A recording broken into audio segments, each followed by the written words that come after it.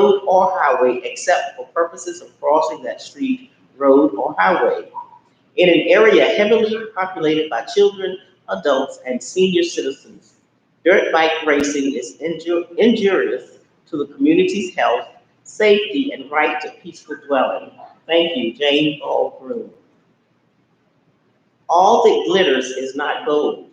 It is my understanding that the board is considering a large, multi-purpose development project for Lake Gaston. While the potential revenue is tempting, I am not aware of any current use studies for traffic on the water as well as the road. The cost of increased security for adverse behavior, the analysis of whether the area will attract vacationers to support the venture, current empty non-profitable healthcare clinics in the area, the additional cost of utility development, the potential for undesirable pathogens brought into the lake via outside boats, and a substantial change to the current Lake Gaston brand. Will you be addressing these issues with each and everyone in the county and on the lake? If so, I would like to see the details of how the project would meet your profitable objectives and the objectives of the current homeowners on the lake. I look forward to your response. Donald Block. We don't need a 5-story hotel / retirement home here at the lake. Milton has a retirement center under construction. 300 boat slip is just stupid. There are at least 90 boat slips on the other side of the bridge that has never had one boat there. Traffic and more traffic on the road and lake isn't what full-time residents want. Don't need to repeat Lake Norman in Charlotte. Our vote is no to this new construction. We enjoy the peaceful life at the lake that we have now. Thank you, Margaret Mills. No further citizen comments. All right. Thank you very much, Elena, for those comments for us. I'm gonna pause right here just real quickly, make sure that our social media is in order. Everything's good. Pretty good. All right. Thank you so much. All right, we're gonna move, ladies and gentlemen of the board, we're gonna move right into item number 3, which is the consent agenda. I entertain a motion for approval. Mr. Chair, I vote that we approve the consent agenda. Second. It's been properly motion by Commissioner Hunt, second by Commissioner Peters, that we approve item number 3, which is like consent agenda is stated. Is there any further discussion? Hearing none, all in favor say aye. Opposed, nay. Motion is passed. Item number 4, which is our county manager update. Mr. Jones, you have the floor, sir. Thank you, Chairman Davis. I do have a few items for you this evening. First, we'll start off with our update on our coronavirus emergency management update. But our way of update before Mr. Pascal and Dr. Gray come forward, I just wanted to make the board aware of we are experiencing increased expenses due to our response to the COVID-19 pandemic. You all also authorized me to exceed my spending authority, and just want to let you know that I have not done that at all. But I wanted to let you know that we were starting to experience some increased expenses, mainly around additional personal protective equipment for our staff. And while none of our direct employees have been positive, organizations that work with us and come in our facilities have been, and that has caused us to have to do some additional cleaning that we haven't done before to make sure that we are keeping everyone safe. Additionally, I'd like to let you know also that our health department, as well as emergency services, have both received some additional funding from the state to help out with additional expenses that we may incur due to the pandemic. So with that said, unless there are some additional questions, we'll have Mr. Pascal come forward and provide a brief update. Thank you. Thank you, sir. Mr. Pascal. Yes, sir. Thank you for coming out tonight. That's right. All right. Oh, ladies was supposed to be first. Okay. Just sort of give you a quick update on emergency management since last time we met. Again, one of the things just. Microphone. Thank you.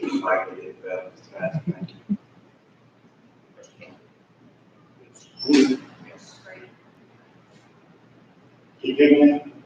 Just talking in the mic, just. Talking to my, Yep.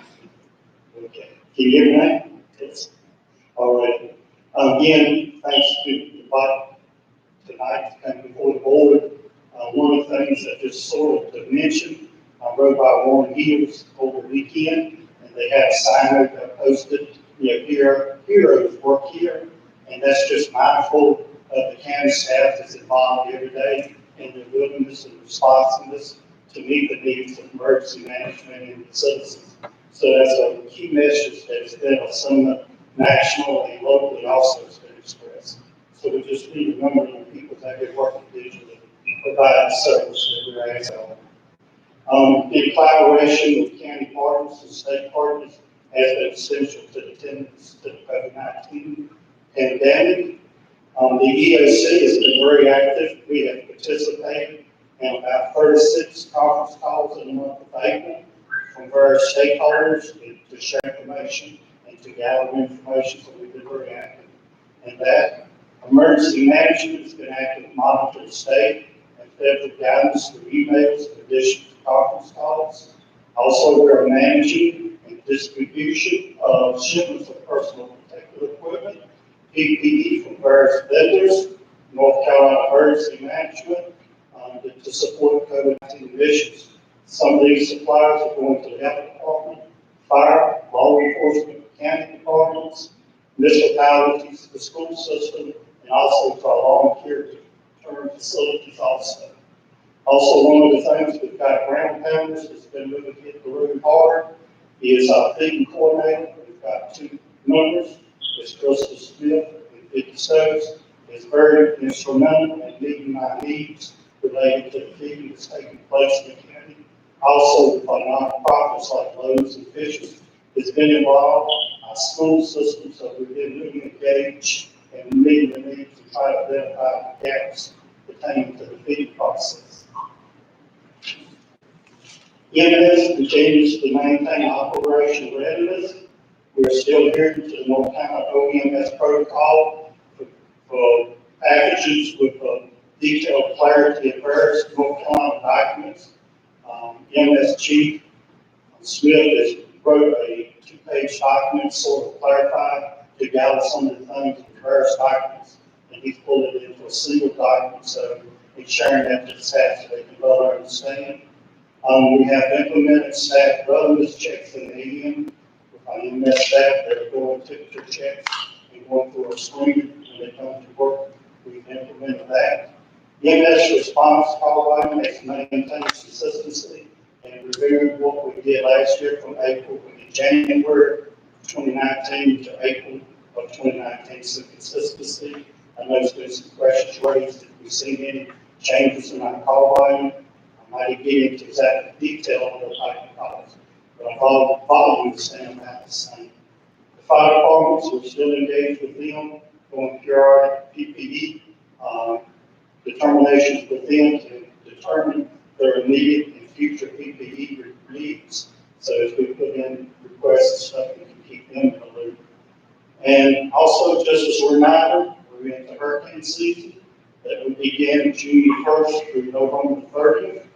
And this we're starting to have maybe a conference call this week. Some of that, one of the agenda items will be addressing and preparedness of COVID-19 if we didn't have an active event during hurricane season. So we've already started some dialogue, and we just need to be mindful that we will be getting into hurricane season. Any questions? Based on more than questions. Thank you, Ms. Master. Well, agree. You say. Dr. Gray, someone who has been very, very busy. Thank you for coming out tonight. Good evening. Good evening.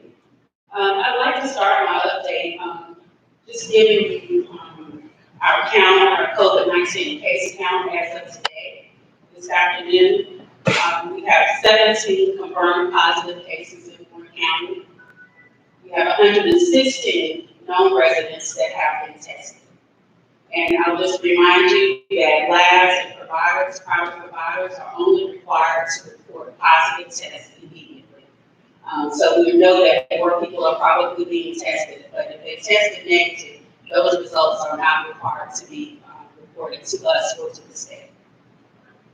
We have 6 recovered cases, and we have no deaths related to COVID-19. Last week, we saw our first increases in COVID-19 positive cases since April 6th. And at that time, we only had 3 cases. So currently, these cases are spread across the county. We have 1 individual who is currently in the hospital, and the rest are recovering at home. We have 1 incident in which individuals in 1 household tested positive, and another where individuals in the same workplace were positive. The health department does contact tracing on all positive COVID-19 cases. And that means we investigate close contacts of anyone that screens positive for COVID-19. And close contact is defined as being within 6 feet of an individual for more than 10 minutes. We also monitor those individuals daily for signs and symptoms. And if they develop signs and symptoms within the incubation period, which is generally 2 to 14 days, then these individuals are contacted for testing. We also determine when a case has recovered and when isolation orders can be lifted. So all of these steps are taken immediately upon receipt of a positive case. Since I last presented to the board, the CDC has expanded the symptoms for COVID-19. Initially, we were mainly talking about fever, cough, and shortness of breath. So that list has been expanded to include chills, repeated shaking with chills, muscle pain, headache, sore throat, and then a new loss of taste or smell. So if there are residents or in our county who are experiencing symptoms or think that they have been exposed to a positive case, the first step is to call your primary care doctor because he or she will assess your symptoms and recommend you for testing. The health department is working closely with our local providers to help our residents get tested. We received our test through the state lab, and so the state lab has prioritized how healthcare agencies can use their tests. And these are mainly for patients that are hospitalized, for healthcare workers, or first responders, and then these include EMS, law enforcement, fire department, as well as the military. Another group that's prioritized for testing are patients who live in or have regular contact with high-risk settings. So these are our nursing homes, homeless shelters, and our correctional facilities. Persons who are high risk for severe illness can also be tested using state lab tests if their clinician feels like this is important for their clinical management. And then finally, post-mortem specimens from patients who died and their death is suspected to be related to COVID-19. Those tests can be used to confirm that as well. I expect that we will continue to have positive cases as more residents get tested. At this point, I would say you should not panic, but just understand that we need to maintain our current efforts in order to slow the spread of COVID-19 in our county. What should we do now? Basically, we just need to continue to follow the current public health guidance. Stay at home unless you have to take care of essential needs. If you are sick or if you have mild symptoms, you should also stay at home. If you are an individual who tested positive for COVID-19, or if you are under quarantine by the health department because you are in close contact to a positive case, you should stay home as well. The governor's stay-home order is set to expire on May 8th, as we all know. If the order is not extended, we must still continue practicing prevention measures. And those are the things that we talked about before. Frequent hand washing, using hand sanitizer when you're unable to wash your hands. Avoiding touching your eyes, nose, and mouth. Covering your coughs and sneezes, which is how the virus is transmitted. practicing personal and social distancing, encouraging others to video chat, making phone calls, and finding other means to keep in touch with your loved ones. And then also to wear a face mask or covering when you're out in public. This is particularly important if you're not able to maintain social distancing, like if you're in a grocery store. You guys are social distancing, right? So you're okay. So I guess I would just close by saying that we need to be very diligent, but we also need to pay attention to our vulnerable populations. These are our seniors who are so precious to us, people who have underlying health conditions or chronic diseases like diabetes or hypertension, as well as those individuals who have weakened immune systems. We know that community spread is here. It's here in North Carolina and it's here in Warren County. And we must do our part to protect our loved ones from exposure to the virus. If residents have any questions, they can call the health department at 257-1185 if they have questions or if they just need additional information related to COVID-19. And that's my update for tonight. If you all have any questions. Right, it's serious. All right, I'll go first. Okay.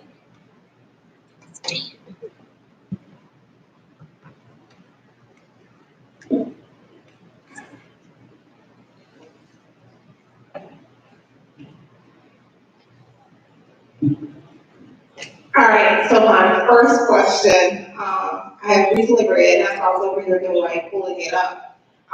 There was an article in the LA Times where this resident had been testing positive for like 40 days. So for citizens who test positive, we go to isolation if their symptoms are so severe they need to stay in the hospital.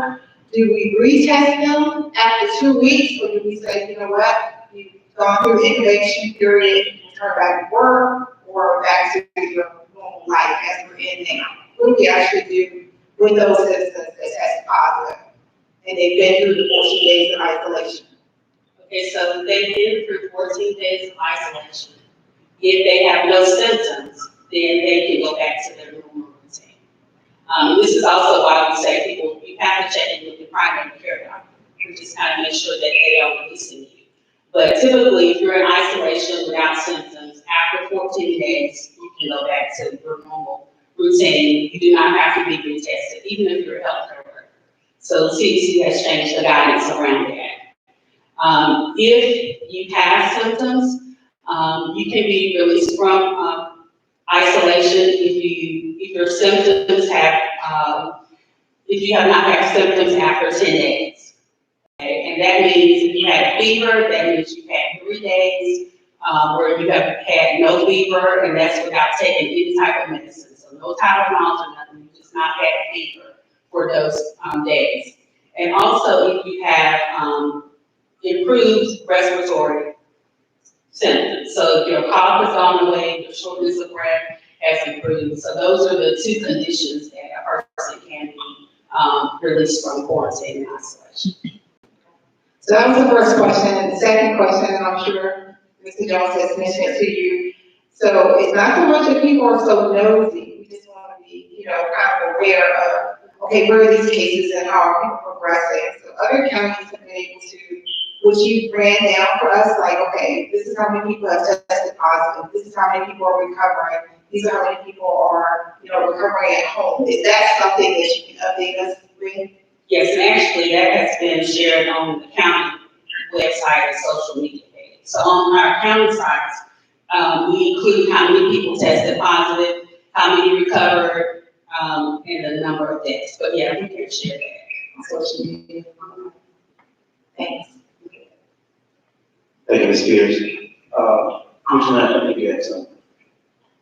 Yes, in regards to the mask in public, you said in regards to social distancing, you don't necessarily need, but in the general public, you don't know when somebody might invade your space. Right. What's your recommendation? Because I need to, well, for the citizens, and I need to give my wife a good answer, because I want to take her like this, but she told me I couldn't leave without having this mask on. So, Well, I think as a general rule, that in public, you should wear a mask. The CDC says if you, especially if you can't social distance, sometimes it's hard to social distance, even in a grocery store. So the recommendation is that you should wear a mask. But remember, the mask is to protect you from other people. So that's the important thing. So if everybody's wearing a mask, then that improves your, chances of not, being exposed. and is there anything that we're doing or considering to accommodate mass distribution and anything of that nature? Or are we at a point that we should do something about that? Well, I think Dennis is still, receiving PPE. The health department, as Mr. Jones indicated, has received some funding for COVID-19 response. We are using, a great portion of that to purchase PPE as well. So many people have been able to get PPE already, particularly the masks. And I would like to thank the churches and, the individuals who have donated masks, face coverings as well. So we've had several donations of that. So I think most people can get it, if they need it. And we've been able to also provide to, county agencies as well. So basically, I have permission to take this off. Yes, your social distance. All right, so, I'm glad we got you. So, thank you, Dr. Gray. My comments is in reference to this, I know that's a question, comment also. But, we do understand that, the governor spoke today, in the news conference that he will be, pretty much looking to phase one of reopening, the state in regards to, COVID-19. And with that said, I want to make sure that when the citizens look at this, they realize that the stage one does resemble what we're currently in right now. The stay-at-home order will still be in effect. Group gathering limits will still be in effect. The only difference is that, of course, retail businesses will be able to open up. And hopefully, I think you said this weekend, is that correct? That he probably move into phase one. Am I with that? You're not sure, but that's. But it is May 8th. I mean, May 8th is when the order Okay. is. So if he goes into the next phase, it will be the following day. It will be right after that. Okay. Well, my point is this, is that we make sure that we ensure that we educate our community in a way that they stay informed, that they know exactly in real time how to react, how to protect themselves, and what's expected, and how to just basically protect themselves and keep this community spread from happening. And I just make this very, I was in discussion today with a citizen, and she told me it was okay for me to mention her name, which is Miss Tilda Hendricks, Hendricks Insurance. And we just spoke about, safety in our community and how, if we enter into this phase one of reopening per the governor's order, what that actually looks like. And it's piggybacking on what Commissioner Hunt just said when it comes to the mask. And interesting enough, she sent me a video clip of her daughter, who is she news anchor at News 13 down in North Myrtle Beach. And I just wanted to take a moment to read one of the comments that she had, which was very, very important. And it says, it's imperative that each citizen remember how the restrictions are lifted. It is still each individual's responsibility to be considerate of others and wear a mask when you're out in the public. And it goes on to say that the responsibility of each individual wearing a mask is not just about them as individuals, but it is to protect individuals that you come in contact with that may have a suppressed immune system or some other underlying health condition, and because you could actually be a be asymptomatic, and carry other virus, not wearing a mask puts them at greater risk of contacting the virus. And basically, she said you can speak to your healthcare provider and about that. But it's imperative that if we do move to this phase 1 and beyond, that the mask is important when you are out in public. That is very important. Along with all the other restrictions and also the other mindful things that we should be doing. But it's very important that we drive this home. Another concern is that I question, and I don't know if y'all can answer this, but are the citizens able to actually get these masks? You know, are they aware of the social groups that are offering them to them? Those are the type of things I think that the county government should move towards. I'm not sure if you're doing that. If you are, that's great. I like to speak upon that while we got social media, well, but if a citizen is wondering where they can actually get a mask, because I don't believe that any of the local Walgreens or other pharmacy stores are selling them right now. Where can they actually get it? We have not checked on providing those to the general public, but there are some local stores selling them to the general public, for example. And so if we identify those, we can certainly put that up maybe on social media, et cetera, where people can get masks from. But I don't want to step outside of my box, so Ms. Bray, can you help me out? I think that is the reason why you've seen a lot of discussion about what citizens can use to protect themselves. And so you have a lot of discussion about using cloth masks, or basically any face covering that you can use, such as bandanas, et cetera, that would all help in this situation. I think that was the reason for that, because there has been such a rush on buying masks and PPE that they were trying to make sure that it goes to healthcare workers and first responders first. So is that correct? That is correct. So the important thing is that you have a face cover. So it doesn't have to be a surgical mask. It could be a homemade mask. I have one that a nurse made for me. So it could be homemade. It could be the bandana. The important thing is that your face is covered, your nose and your mouth is covered. So you can do that at home. You can make it from a t-shirt. Okay. So it's just, the important thing is, so I don't want people to get hung up on masks, it's face covering. So if you can get a face covering, bandana, whatever you need to cover your nose and mouth, that would be sufficient.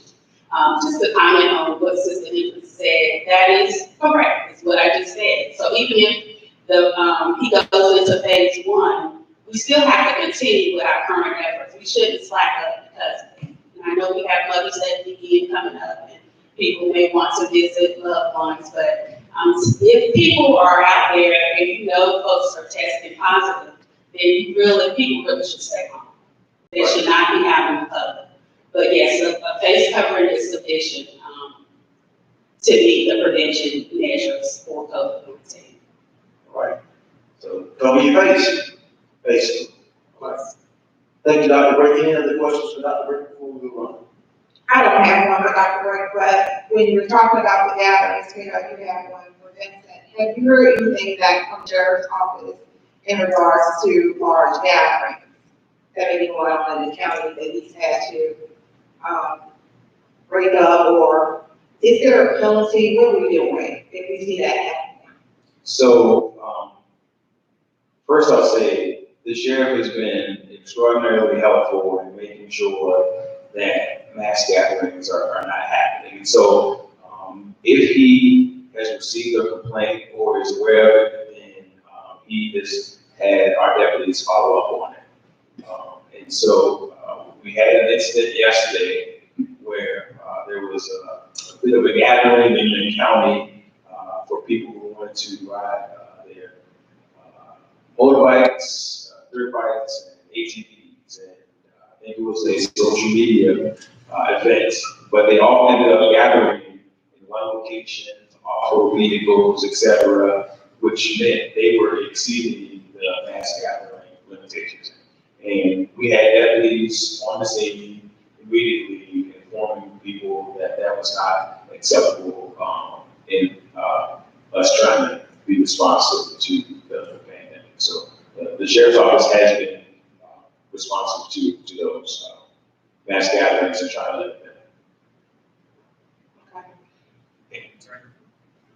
Kingsbury can help, but it is a misdemeanor if they're found to be in violation of that. Ms. Kingsbury? It is a misdemeanor offense. Most law enforcement agencies are trying to be more encouraging and helping people to comply rather than be punitive, but it is a misdemeanor offense. At the time though, courts are limiting what they can do. So, most things are going to take place and having the teams after you first. So, we just need to keep encouraging people to abide by the law. They have the authority to charge. It is a misdemeanor. Thank you. And we do have at least one or two examples where people have received. One business did receive multiple citations. So the sheriff business and his deputies are doing a good job of enforcing.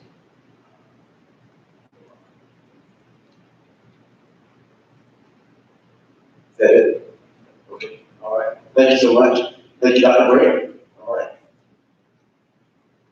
All right, Mr. Jones? Sure, thank you. Chair, I would like to also add that you all have masks for you at your table that were donated by one of our local citizens. The next item we have for you is about our facilities review committee. We have had an awfully tough time finding volunteers to participate. We did end up getting 2 members appointed, but we weren't able to fully get the committee up and running. So I am recommending this evening that you all will, by motion, abandon that facilities review committee, and then we will put before you later a recommendation that the facilities review responsibility is moved to the planning board, and we are recommending that we update the planning bylaws to allow the planning board to be able to help us with that facilities review committee and process. Okay, so let me get this correct. You want to dissolve it or move it under? You want to dissolve it? Yes, and so the facilities review responsibility will be done by the planning board, if that's what you all approve. Okay. Let's have a little discussion before we move into that action. And I'm going to check in with Ms. Baker and Mr. Howard first. Ms. Baker? Yeah. Do you have any comments in reference to Mr. Jones' request in regards to the facilities review committee being dissolved? No. Ms. Powell?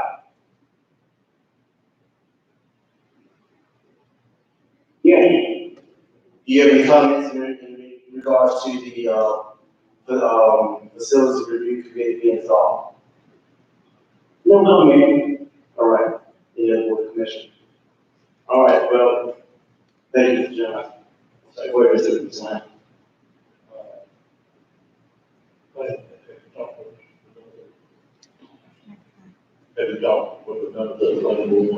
I didn't ask him specifically, I spoke to Mr. Drew, he's the staff person for the planning board, and there were no concerns about this. And then also for the two that, expressed interest, would they have an opportunity to serve maybe in a different capacity along with the planning board? Because they may offer insight that some of those members don't have. Sure, we will try to keep them engaged, and the good thing about it being with the planning board, they will be public meetings where they'll be able to go through this process, and we will make sure we keep them engaged so they can attend and still contribute. All right, sounds good to me. If there be anything else that is said, I will entertain a motion to dissolve the facilities review committee. Mr. Chair, I move that we dissolve the facilities review committee. All right, it's been properly motion by Commissioner Pierce, second by Commissioner Arnett. Ms. Baker, Commissioner Baker, that we dissolve the facilities review committee as stated in the question. Is there any further discussion? Hearing none, all in favor say aye. Opposed, nay. Motion is carried. Mr. Jones? Thank you.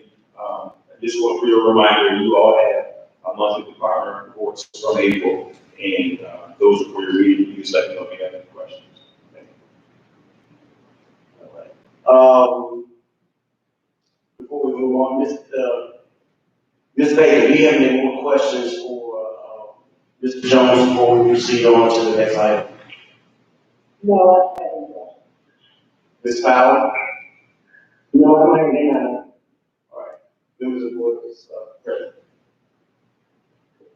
Thank you, Mr. Jones, for your updates. All right, moving on to item number 5, which is the finance office. Ms. Catherine Bradford, which is our finance director, amendments to our budget. Number 14, fiscal year 2020. Ms. Bradford, please.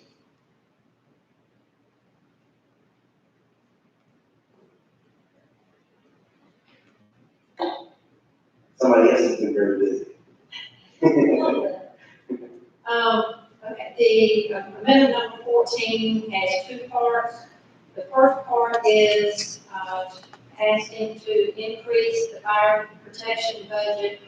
No, I'm sorry. It's an increase to the fire protection budget, and it would be an appropriation of fund balance with an amount of $3,000 to reappropriate funds that were initially appropriated back in fiscal 2017, and then they were reappropriated in fiscal 2018 to pay Bridgeway Fire Department for some grant matching funds. The board appropriated in fiscal 2017 matching funds for 13 fire departments. 10 of them were paid out in 17. Bridgeway asked for a reappropriation in 18, and I'm not exactly sure what happened, but the funds were never paid out to them, and they didn't realize until they received their audit late in 19 that they had not gotten. So they are asking if the board will reappropriate one more time in this fiscal year the funds for the radios that they purchased back in 18 for as their grant insurance. And then the second part of the amendment is to budget additional revenue that Dr. Gray mentioned earlier that the health department received from the North Carolina Department of Health and Human Services Division of Public Health for the COVID-19 crisis response. And that was in the amount of $59,912, and we will increase the expenditures in the health department budget just give those revenues. All right, before we entertain a motion, I'm going to address any questions Ms. Bradford before she returns to her seat. Ms. Baker, do you have any questions for Ms. Bradford upon her request? No, Ms. Powell? no, I haven't. Board members here? All right, I entertain a motion for item number 5 to be approved as stated and requested. Mr. Chairman, I move that we approve the number 14 to the general fund for the budget ordinance. I second. All right, it's been properly motion by Commissioner Baker, second by Commissioner Powell, that we approve item number 5 as requested and stated. Is there any further discussion? Hearing none, all in favor say aye. Opposed, nay. Motion is carried. Thank you, Ms. Bradford. All right. Item number 6, this is a request from the Habitat for Humanity for the building fees to be waived on the construction of the fifth home fee amount of $455.08. And this is requested by Mr. King Pruitt, the planning and zoning administrator. Mr. Johnson, do you have anything further on this before? All right, ladies and gentlemen, I entertain a motion for item number 6. Mr. Chair, I move that we waive the building fees for Habitat for Humanity in the amount of $455.80. Second.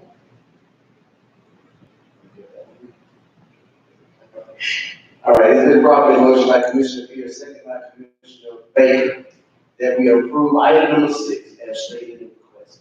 Is Is there any further discussion? Here none, all in favor say aye. Opposed, nay. Motion is carried. Item number 7, this is board and committee commissioner appointments and vacancies, which were advertised in the April 24th, 2020 issue of the Warren Record newspaper. And we're going to deal with 7A, which is Keep Warren County Beautiful Committee, draft bylaws present for consideration and adoption. So it's not for Mr. Kingfield. Is that for motion? Okay. All right, I entertain a motion for item 7A stated. Mr. Chair, I move that we adopt the Keep Warren County Beautiful bylaws.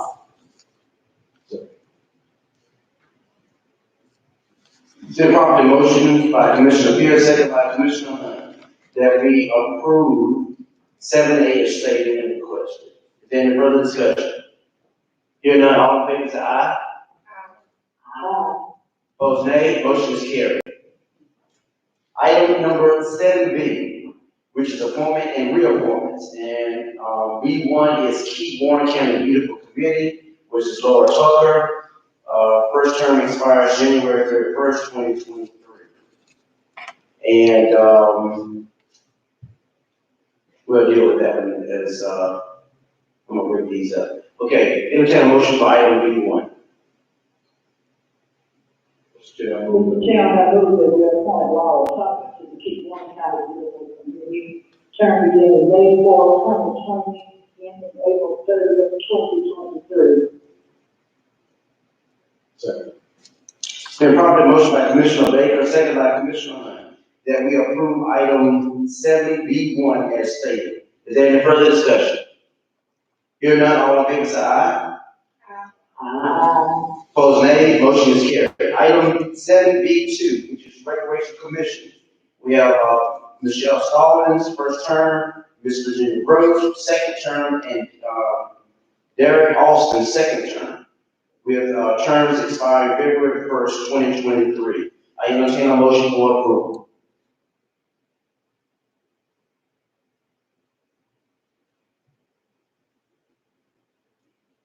All right, anybody can.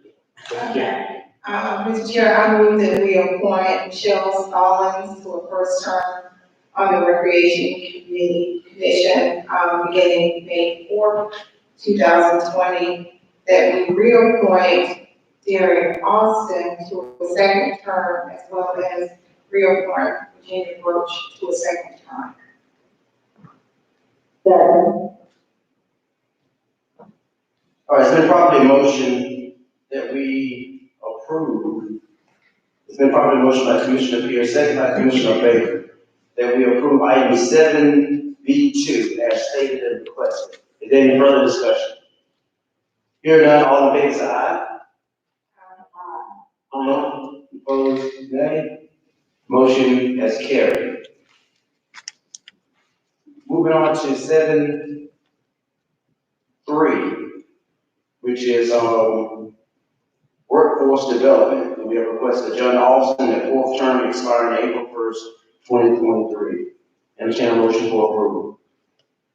Yeah, I move that we approve the John Olson to the workforce development for his fourth term and expires April 1st, 2023. Second. It's been properly motion by Commissioner Hunt, second by Commissioner Baker, that we approve 7.3 as stated. Is there any further discussion? Here none, all in favor say aye.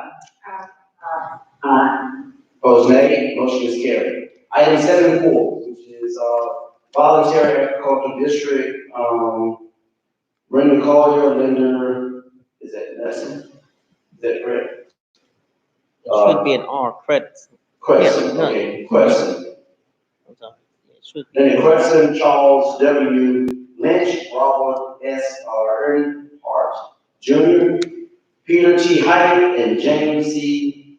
Harris. All first terms that expire February 28, 2023. Entertain a motion for approval.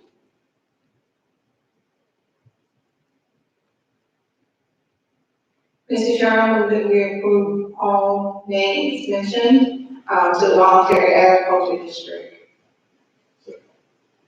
Been properly motion by Commissioner Peters, second by Commissioner Hunt, that we approve item 7-4. 7-4 as stated. Is there any further discussion? Hearing none, all in favor say aye. Aye. Opposed, nay. Motion is carried. 7-5, which is the Juvenile Crime Prevention Council. This is the year 2021 budget proposal by Kathy Austin Kearney, which is their chairperson. I entertain a motion for approval as stated requested. Mr. Chair, I move that we approve the JCPC 2021 budget proposal. Second. Been properly motion by Commissioner Hunt, second by Commissioner Peters, that we approve 7-5, as stated. Is there any further discussion? Hearing none, all in favor say aye. Opposed, nay. Motion is carried. I want to say thank you and a really great appreciation on the willingness for our citizens to volunteer their time to serve on these very important boards and commissions that we have in order for Warren County government to operate. On behalf of the board, we just want to tell you thank you for volunteering your time. Moving on to item number 8. And this is a declare surplus property and authorize the auction. And this is considered a resolution declaring surplus property. Parks and Rec says a 2001 Ford F-150 truck. The health department has a treadmill, stepper, desk, 2001 Ford Focus, and one Ford Escort. Planning and code enforcement has a 2001 Ford Ranger, and administration, one touch PDF scanner. I will entertain a motion to consider these items for surplus. Mr. Chairman, I move that we declare surplus property by adopting resolution, authorizing the chairman to sign the resolution and authorizing the manager or the executive for auction and declare this as surplus item. Second. It's been properly motion by Commissioner Baker, seconded by Commissioner Peters, that we authorize the declare surplus property as stated by item number 8. Is there any further discussion? Hearing none, all in favor say aye. Aye. Opposed, nay. Motion is carried. Item number 9, consider the bylaws update for Warren County Planning Board. Mr. Jones. I'm sorry, Mr. Kingsbury, I apologize. That's okay. Before you for your approval, County Manager Jones already mentioned that we are going to update the Warren County Planning Board bylaws to include the duties of the Dog Facility Review Committee. That's on page 1 in the last paragraph. And then there were 3 other updates that we made. As you know, the General Assembly some time back passed Chapter 160D, which revamps planning, zoning, and land use laws throughout the state. It was to be effective January 1st, but due to the COVID crisis, it's been pushed back to August of next year. So we went ahead and made those changes. There are 3 minor things. One requires all the planning board members to take an oath, and then there's an expanded conflict of interest statement that's much broader than they prior had to adhere to. And the other change deals with ETJ, extraterritorial jurisdiction, which the city would exert, so it's not necessarily applicable to us. I made those changes and recommended the board adopt these bylaws. All right, ladies and gentlemen, you have any questions for this Kingsbury before we move for approval?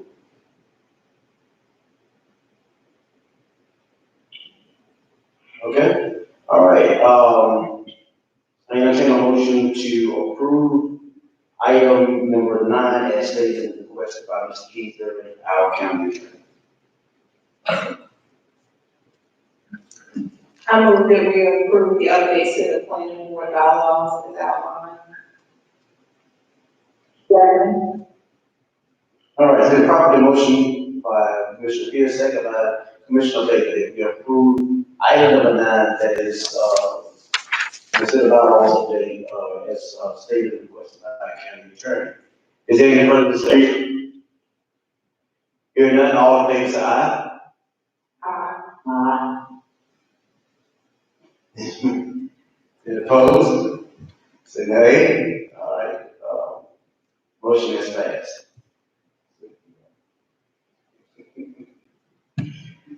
All right, moving on to item number 10, which is the electronic meeting participation policy for meetings. And, this for the Warren County Board of Commissioners, and effective immediately upon adoption by, authorization signature by the chairman. And I believe this is you again, right, Mr. King? Yes, sir.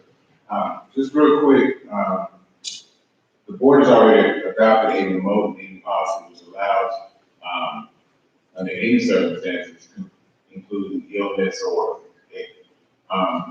situations other than a state of emergency where the board can participate in remote meetings. But, over this period, we've had several boards and commissions, committees under your purview that wanted to meet.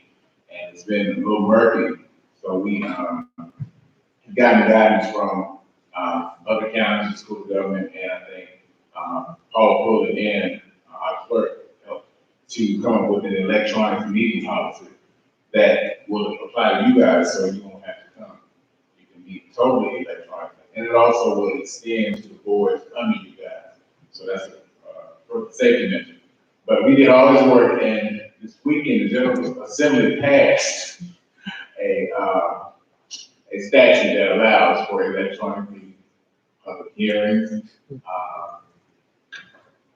They laid it out very clearly, so we have clear authority where you guys can meet electronically. The governor signed a bill into law today, along with other COVID relief measures. So I wasn't going to say let's just don't worry about the policy, but I want to make it explicit that the boards and the committees under you guys can still meet. So I recommend you adopt the policy. I passed out the last page to change just that sentence to make sure we refer to the new statute. And this policy only goes into effect if you guys declare a state of emergency. So this will help us all to remain safe and allow business to keep going. All right, anybody have anything else for Mr. King there?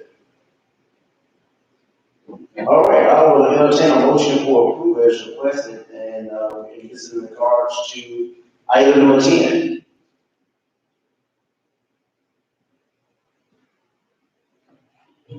So this is just an update though, right? Well, actually, it's a new policy, it's a separate policy than your remote meeting. So your remote meetings policy to adopt it initially would require that there be a quorum for meeting. And that would be applicable if you guys were sick or some emergency arose. This is a separate policy which says that you guys can meet totally electronically. And it's reflected by the statute that was passed today as well. Not only you guys, but I want to make sure you have a policy so other public bodies under you can know they can meet electronically as well. But that's been a concern. Everybody wants to meet and want to keep going. So this is separate. And it only goes into effect if there's a state of emergency. That's what the statute says. You have to declare a state of emergency or something. All right, is my motion that we adopt the electronic meeting policy of Warren County boards, commission, committees, and other public bodies, and that's inclusive of the Warren County Board of Commissioners.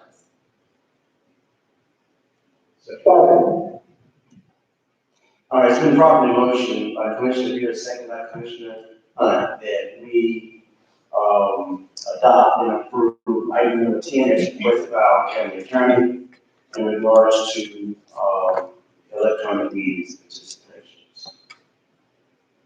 Is there any further discussion? Hearing none, all in favor say aye. Opposed, nay. Opposed, nay. Motion is carried. I want to say that in these trying times, I'm really appreciative of our county attorney, his diligence to stay on the ever-changing laws that affect us during this time. And I really appreciate your work and your guidance on that. You already know it's not. All right, moving on to item number 11, and this is a request approval of a grant application and, 25% county match for USDA local food promotion program. This grant is $45,000 match, $15,000, and Ms. Duncan, which is our senior assistant to the county manager, will fill us in on the rest. Yes, good evening. So I'm here representing a larger team of folks that is made up of some Warren County staff, local stakeholders, and professionals from NCA&T that have been a part of the Warren County Healthy Foods Initiative. And so this team of folks, I believe Representative Eva Clayton came and spoke to this at some level at your retreat. And so this team of folks has been meeting for roughly the last 8 months, thank you. Some of my team members are here tonight helping me out. Have been meeting for the last 8 months as part of this Healthy Foods Initiative, and they are ready to enter or go further into their feasibility and planning phase. And so in order to assist with this phase, the Warren County Manager's Office and Cooperative Extension are interested in applying for the United States Department of Agriculture Local Foods Promotion Program Planning Grant. They have implementation grants and they have planning grants. And so this team of folks is interested in the planning grant.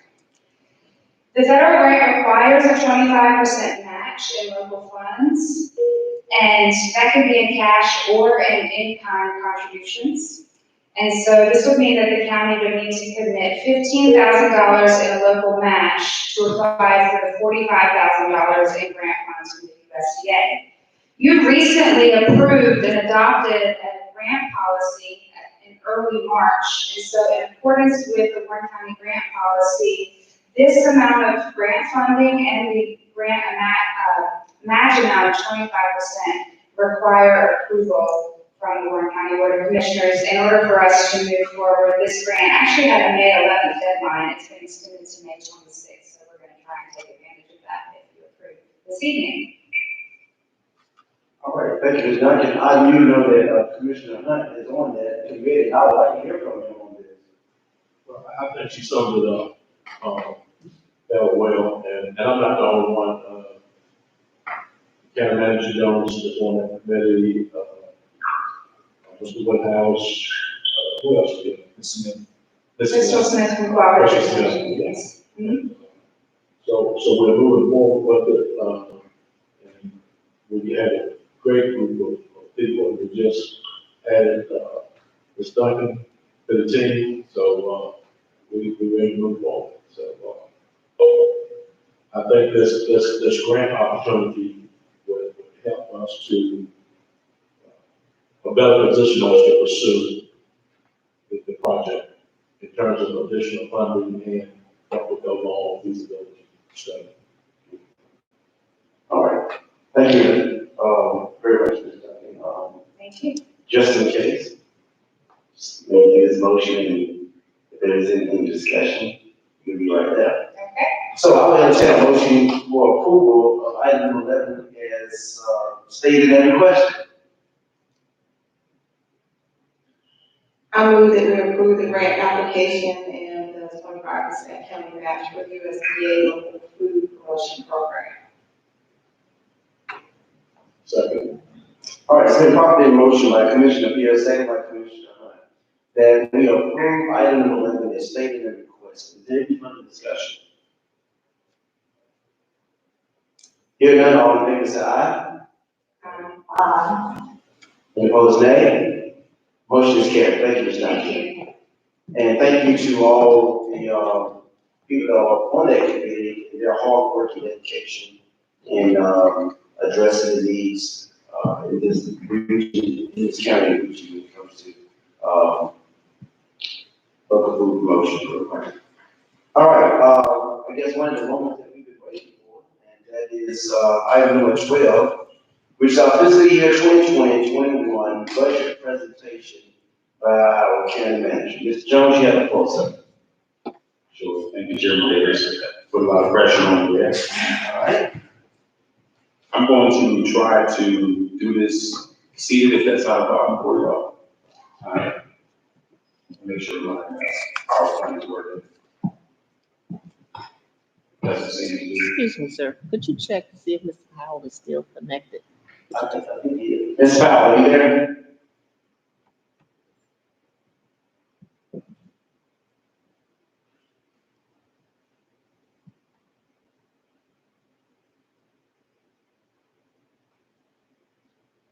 We're gonna keep moving on, but, I think y'all working the efforts to, get him back on the line if he's been disconnected. John, go ahead, please. Thank you. Chairman Davis, Vice Chairman Hunt, Commissioner Pierce, our council members Baker and Hunt who are attending remotely. I'm pleased to submit to you for your consideration our proposed fiscal year 21 budget in accordance with our North Carolina General Statutes. As you know, we are planning for fiscal year 21, and we are in an unprecedented time where we are seeing a response to the coronavirus pandemic that we haven't seen before. And it's really been a tough time trying to account for the possible impacts on our upcoming budget.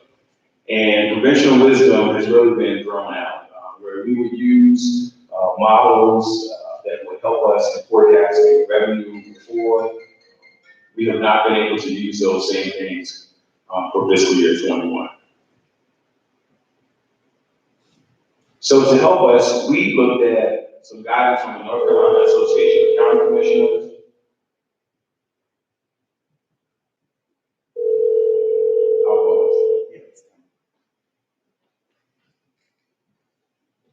Hello?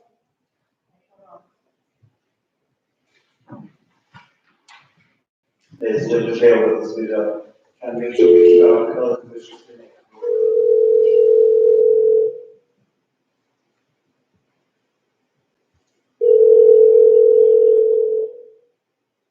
Hello? Okay. All right, Ms. Jones. Sure, thank you.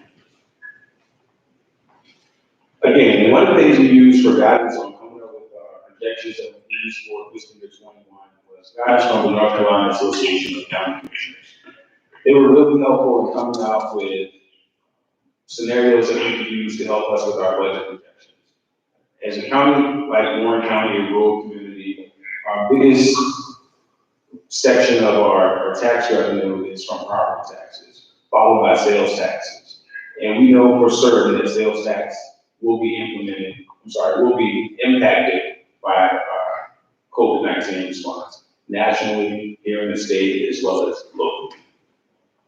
So given this uncertainty that we have in revenues, we had two options. We could have considered an interim budget, or we could still move forward with an annual budget.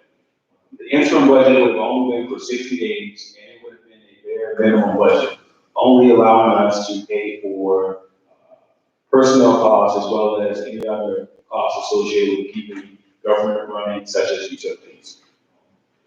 In my estimation, I think it would be better for us to consider the annual budget, and we will ask you to just make sure that we put in some monitoring so that we can keep a careful eye on how the response and recovery to the pandemic is impacting our budget going forward.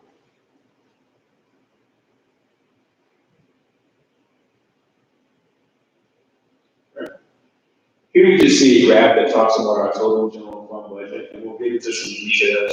For our total general fund budget for fiscal year 21, it's $33,084,903. That represents a 1.2% increase over the current fiscal year budget. And you can see that there is a little bit of growth from previous fiscal years. So from about the last 3 years, that shows an overall growth of about 7%.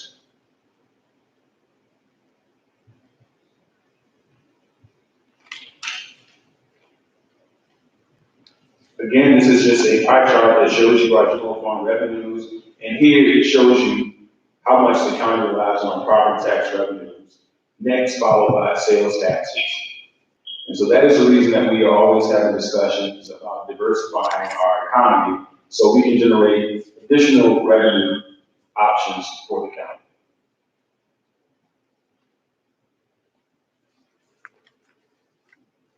This next graph shows our sales tax revenue And you can see that fiscal year 19, which would be 3 years in the past at this point, was a pretty significant year for us. That year you see is the highest bar graph that you see there. And in fiscal year 19, our sales tax were $3.654 million. The current year, we projected a little bit lower because the impact of the pandemic will affect us in the last 2 months of this current fiscal year. So fiscal year 20 shows a projection of $3.46 million.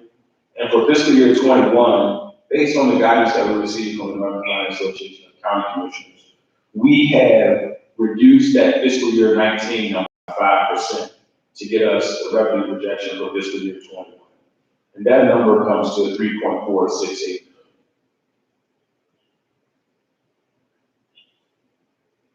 In putting together our budget, the first thing we have to do is look at what revenue we have to fund our expenditures.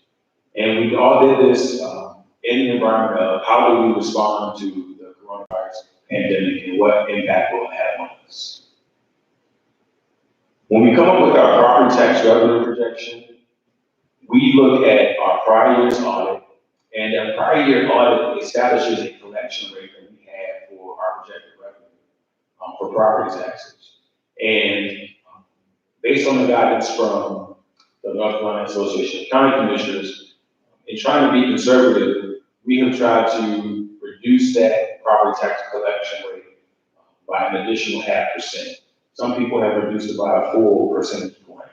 But you can see that it's a significant resource for us. Even with a 0.5% reduction, it almost equates to $100,000. The 5% sales tax reduction equates to $186,000 reduction. An additional reduction for our motor vehicles tax brings in about a $12,000 reduction. So those are the things we face in what would traditionally be increased revenues for us, just to make sure that we are conservatively estimating revenue so that we don't overextend ourselves with expenditures. Next, we talk about the health department. The health department generates revenue from services they provide to the community, in addition to funds that they receive from the state. Fiscal year 21 shows a revenue reduction for the health department of approximately $377,000, and that's pretty significant for the county.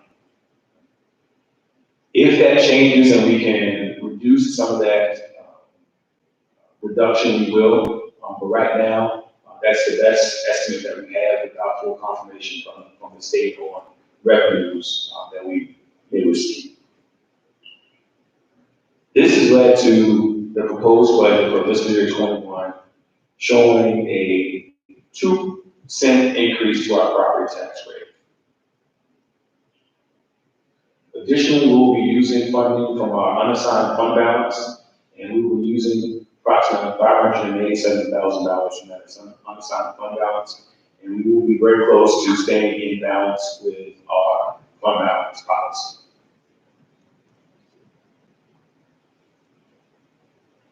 This next slide shows you the county's tax rate over the past decade. Here with the proposed budget showing an 81-cent tax rate. With that 81-cent tax rate, or 2-cent increase, we are still below all of our surrounding counties. Banks County's tax rate is 89 cents. Franklin County is 80.5 cents. Halifax County is 77 cents, but Halifax County has 3 independent school districts that you have to add on to this tax rate. And so that brings their combined tax rate that range from 87 cents up to 99.5 cents. Northampton County is at 92 cents, and Granville County is at 84 cents. So we are well within range for what our surrounding municipalities are. Again, this also shows that if we were to use some of our fund balance, which we are proposing, that it would leave us at approximately 29.34% of our general fund remaining in our fund balance. This is slightly below our 30% policy, but we have not finished this fiscal year. We hope that we would have some additional surplus, even in fact, as we are experiencing some additional costs related to the pandemic response.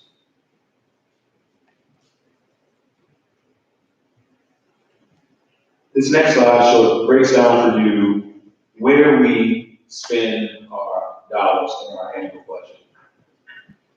And as you can see, the largest percentage that we have is with our dollars that we budget for schools. It's approximately 16.2% of our budget. Very close behind that is public safety, which is the sheriff's office, and that includes the sheriff's office, the Office of Communications, as well as the detention center.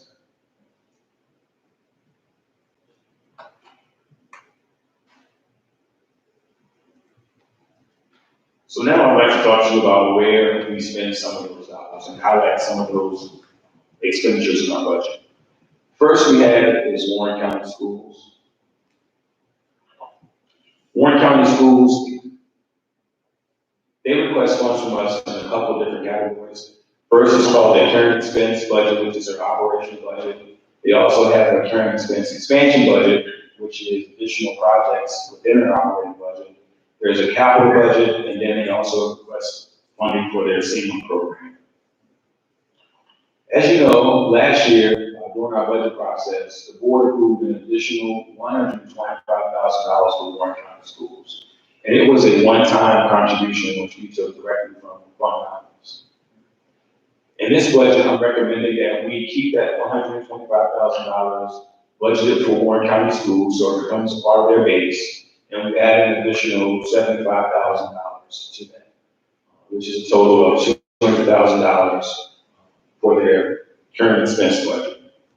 Additionally, they also requested $300,000 for their expansion budget. We are recommending $180,000, which is a $100,000 increase to that area.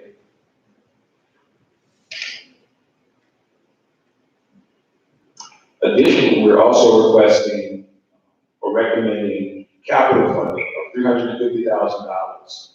That's using sales tax funds. The county receives sales tax funds for schools, and it can only be used for schools-related projects. Last year, you will see that we also recommended approximately $500,000, but last year we used lottery funds, and that was stated in our budget message, as well as in the approved budget that the board approved last year. This next chart actually shows a comparison year over year of our budget for schools. And here you will see that for fiscal year 21, the funding is very close to fiscal year 20, except you will see changes in a couple of different categories. The major ones being that capital funding will now use sales tax money.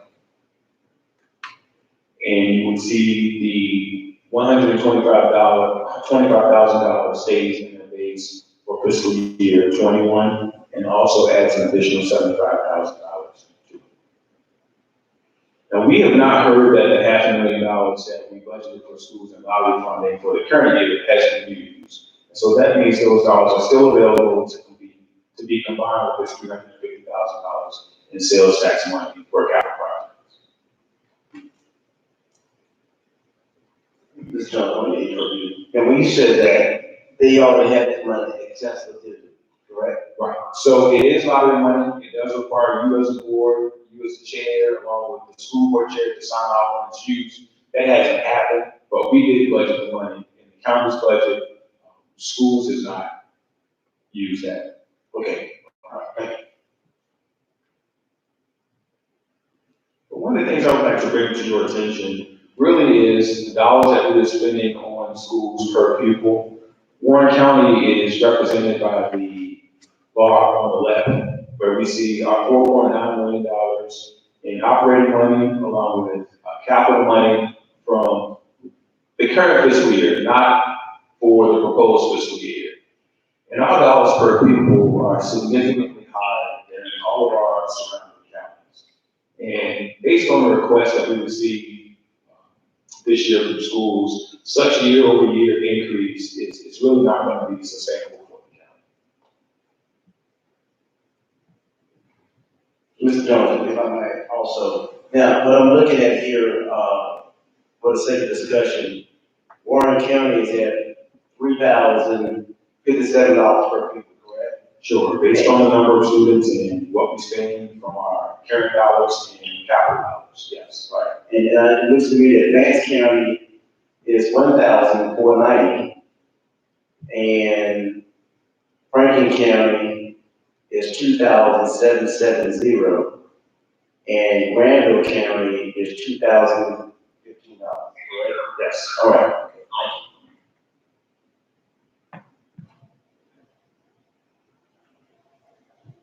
As we move on from schools, we wanted to also highlight the priorities that the board has identified for us.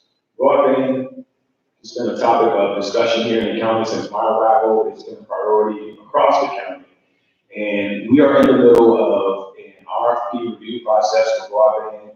And on the low end, we have budgeted approximately $175,000 to support broadband implementation here in the county. We know that it may cost more than that, but we felt that this was a good amount to put in place to get us started.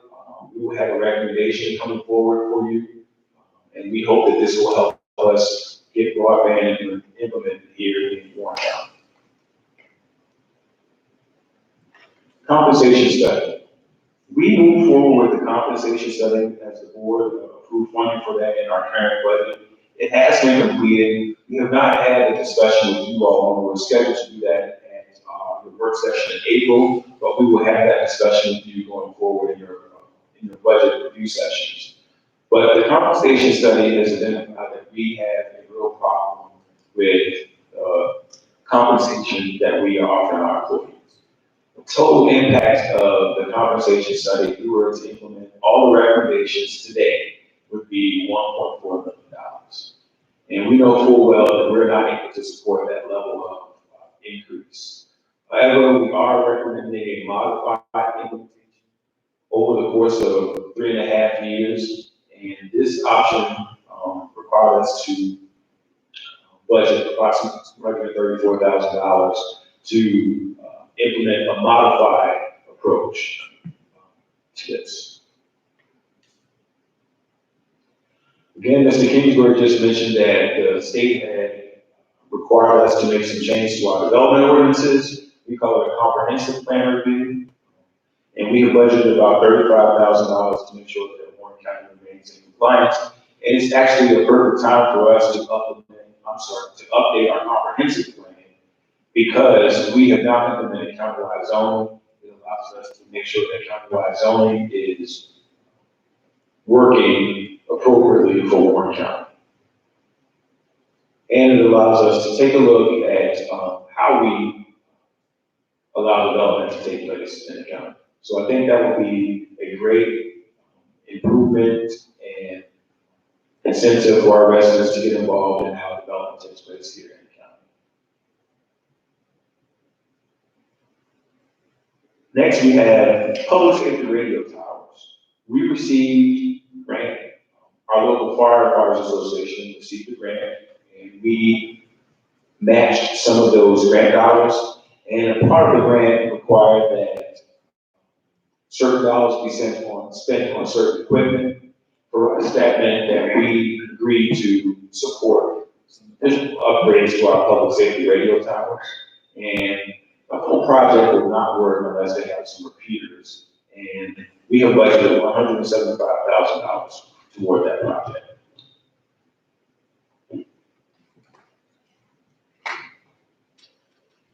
Sorry about that. Additionally, the budget also funds new vehicle requests. We are proposing that we finance new vehicles, and we have approximately vehicles for EMS, which is an ambulance. The sheriff's office is recommended to receive 2 patrol cars and 1 SUV, and then 4 pickup trucks, 1 for buildings and grounds, 1 for code enforcement, 1 for property extension, and 1 for public utility.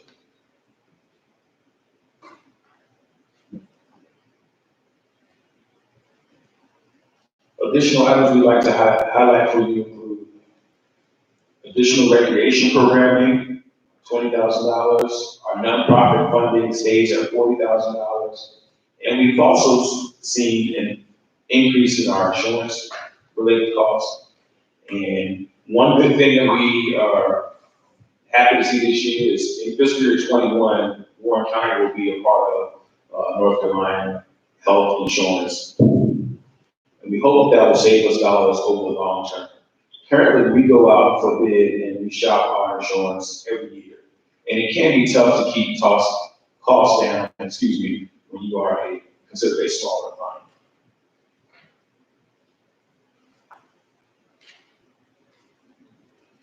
The budget also has new positions in the health department, the Department of Social Services, 4-H, and IT.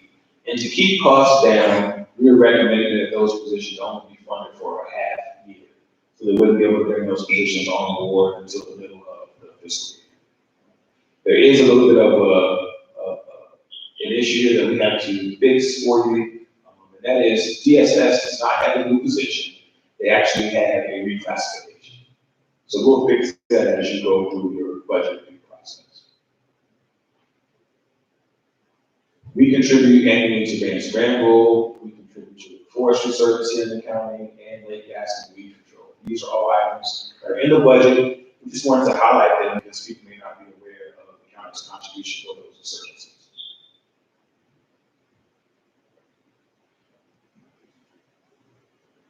So fiscal year 21 does present us with unique challenges. We talked about them this evening. The property tax rate increase was not taken lightly. We understand our current economic conditions. We know that will impact our residents. We have tried to make sure that we kept that increase as nominal as possible. The increase to the average home ranges from $20 to $80. And based on an assessed value of $100,000, for example, that would mean a $20 increase in the tax rate. $200,000 would mean a $40 increase. If there's a $400,000 assessment, that would mean an $80 increase in the annual tax rate. So we have tried to keep our projections conservative and strategic in addressing our county priorities.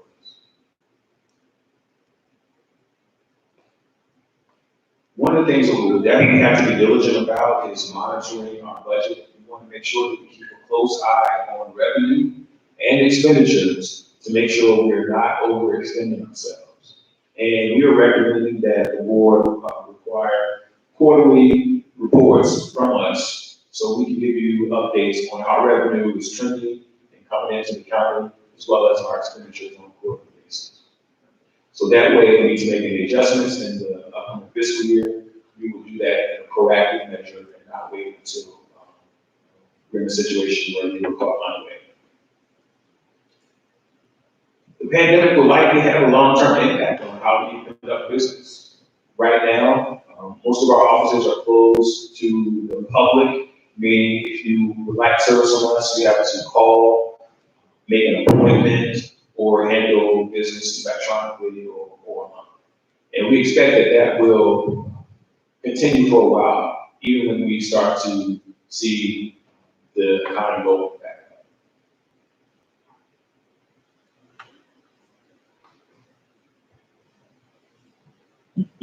So that brings us to our conclusion. We look forward to discussing the fiscal year budget with the board, and I am available for questions and meetings with any of you to make sure that we can fully provide you details of what we have in our budget for fiscal year 21.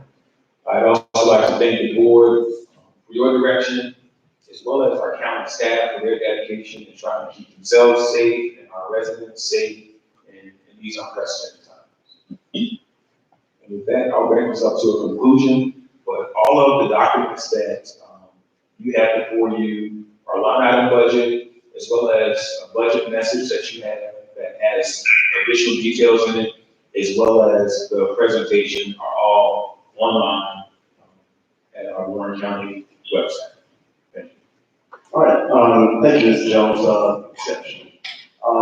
Before we move on, I'm going to recognize Ms. Baker, Commissioner Baker, if she has any comments for Mr. Jones at this time. No, I don't have a question at this time. All right. Mr. Powell?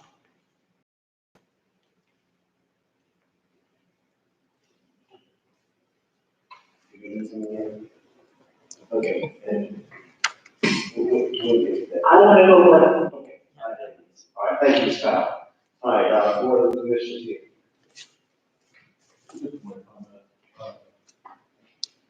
I've mentioned it several times, the Equal Place project. Just want to say that.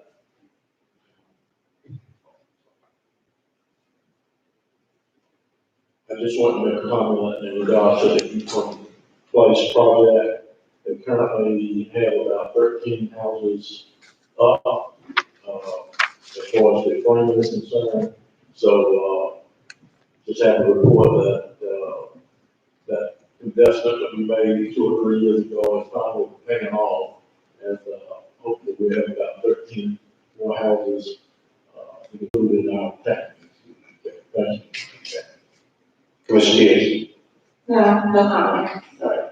I do want to make one comment, Ms. Jones, and it seems to me, following correctly, that we've always had a conservative approach when it comes to our budget each year. And again, you have demonstrated that conservativeness in your preparation of this presentation tonight, and I thank you for that.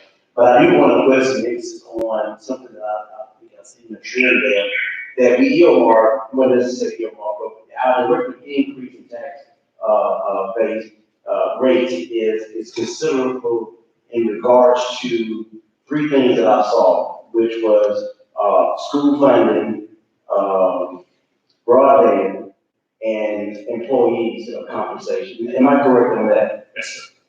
And that's an active investment. I think that's going to be very well rewarding to our community as well as our county government as we move forward. So I really appreciate the conservativeness and thoughtfulness that's what this budget is addressing. Thank you. All right. Thank you. So with that said, we're going to move right along unless there are any other comments or questions in regards to Mr. Jones' preparation of this budget. I say thank you. I know it's been very challenging preparing the budget during this pandemic and handling the COVID-19 responses and everything else and getting people together and not getting people together, but also putting together this package for us tonight and move the county forward. So I really appreciate it. Thank you, Chairman Davis. I really appreciate the support, but I would be remiss if I did not publicly thank our staff. I could not have done this alone, and I probably need to apologize to them for the last few days. But Ms. Bradford, our finance director, has been beyond helpful, and she's in her office every weekend. And when I have these crazy ideas, she doesn't tell me they're crazy. She just says, let me take some time to figure it out. And she always comes through. Paula, Charlotte, Angelina, Mr. Gates, everybody in the office has been chipping in to make sure we have been able to put something in front of you that we can say. So thank you. Well, it's good to hear that I'm not the only one that has crazy ideas and call somebody all the time. That's what we think is the job. Exactly. It's all good. Thank you so much. Thank y'all for putting this together. All right, we're going to move right along to item number 13, which is commissioner updates. And I'm going to recognize Commissioner Bacon first, that's on the phone, if she has anything to address the board and the community. No. All right, Ms. Powell. He said that. Okay. No. Okay, thank you, Commissioner Pierce. I don't have anything, but I would like us, because we're going to give him an opportunity to talk about census, because I know our numbers are down as far as participation, so, maybe she can chime in, whatever. Okay, well, no time right now. Go ahead, if you don't mind, or you want to wait? I can do it now. Okay. Right, the 2020 census is coming. Our national response has been a little below 60%. Our state response as of last week was close to 50%, and the county response is 35%. So our response has been below what we need. And we are trying to get into the community the best we can, because now with COVID-19, there is no public activities where we can go and pass out flyers. So I've been going to the schools when they're doing the Food Line gift card giveaways. I've been there to pass out the census reminder, as well as the discount insurance cards that the county promotes through NACO, as well as Cardinal Innovation has a bracelet that has hope. It has the crisis number, because during this time, there are a lot of people in mental distress. So we've been supplying information at the school. And then we went when House of Rayford was there at middle school just Thursday of this week. We passed out information. So we're just reminding the public that they can go online. The census has the website where even if they didn't get the postcard in the mail with that specific identifier, they can still go online and register their census information. Their address is all they need, and complete the form. If they don't have internet connectivity, they can call an 800 number. I don't have that number available to me right now, but there is an 800 number where they can call and register. So it's very important that the public registers for the census. And if you need assistance, we're there in the county administration office to assist anyone with registration. Thank you.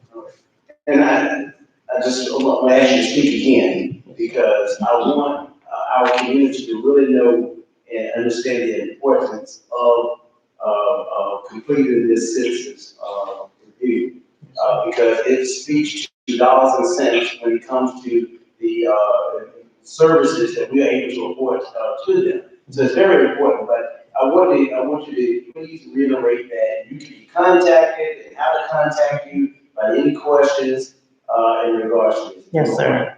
I want to remind everyone that the undercounted population is our children under 5 years old. In the last census, there were over 1 million children that were not counted. Senior citizens are undercounted. Our young males, minority males between the ages of 18 and 50 are undercounted, as well as veterans and those that are homeless. And that's not just people that are without a house, but it's like a family member that's staying with someone, sleeping on the sofa, sleeping in the extra bedroom, homeless. Wherever you are as of April 1st, please count that as your residence. If you're not counted, the county, your local area, loses almost $2,000 per year for the next 10 years. That's $1,623 federal funds. It's not given directly to the county, but it comes through grants and programs and other opportunities. And then the state kicks in approximately $200 per person. So that's about $1,800 per year that we lose per individual that's not counted. So you can contact me in the Warren County Administrative Office. The number is 252-257-3115. That's Angelina at 252-257-3115. Or you can email me, Angelina K. Dunlap at warrencountync.gov. And that's spelled Angelena K. Dunlap, DUNLAP, at warrencountync.gov. You can also call any of the county facilities, and they know how to contact me. So please register for the census, because everyone should be counted, and it affects the assets that we have here in our community. All right, thank you, Ms. Angelina. Just remember, if you don't do this, it takes another 10 years. Yes, sir. 10 years before you get an opportunity to do it again. So, all right, thank you so much. Commissioner Hunt. Yes, my apology, I've already did mine, I was already ahead of you. I had on the deadline of 13, so I have nothing else to say. Okay, all right, I'll be very brief with my comments. Mr. Johnson has already spoke about hurricane preparedness season here, and that we're in it. Just to be reminded to check your insurance, make sure that your insurance is in place, and we have the proper evacuation plans at home and those type of things. So hurricane season is on the way for us. Also, I want to give recognition to Teachers Appreciation Week. Now, it's a little bit different now, because, many of us who have children at home, and if you've been doing the teaching for the last few weeks, you would greatly appreciate teacher appreciation. I know that, that's been a very, very hot topic, but I just want to recognize the teachers for all that they are doing, because, doing it by social media, it's been very challenging, but I think they've been doing a wonderful job, all the teachers out there, in reference to continue the education of our children through this pandemic. Also, I want to recognize it was through our consent agenda, but I do want to point out Clerks Appreciation Week. Is that right? And we want to thank Ms. Angelina and Ms. Paula Pulley for all the wonderful things that they do for us. We really appreciate it, and we salute you during the Clerks Appreciation Week.